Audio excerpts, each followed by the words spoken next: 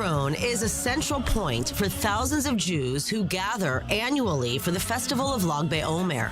The story behind this tradition goes back to the 2nd century CE and centers around the iconic figure of Rabbi Shimon bar Yochai. His story is starting with a debate of 4 scholars that they are debating, and they're talking about the Roman Empire. In the end of this debate, Rabbi Shimon bar Yochai declared that about the Roman Empire, all what they did only for their own purpose. They did bridges to take tax. They did roads to put army on them. So he says everything that they are doing, though people admire the Roman Empire because they are doing, their being is poor. And then the Roman Empire declared that his penalty will be death, and he understood it right away, and he moved from his place into a cave in Pki'in.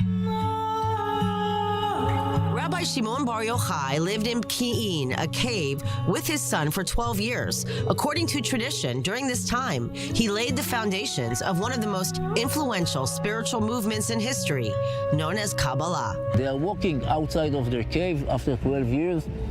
The penalty of the Roman Caesar is vanished away. And they see farmers that are working, and they're looking on the farmers, and they say to each other, look on these people, they are not enlightened, living the internal life, and they're doing business right now, and wherever they were looking, there was a big fire.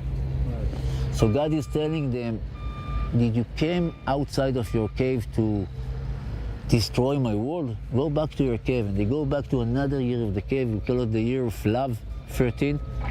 And after this year, they are coming. And according to the legend, or according to most traditions, they are walking and they see again the farmers, and they are happy because the farmers are doing mitzvot, etc. And eventually they come to this place. Surely they establish over here a group of scholars of study that will study the Kabbalah.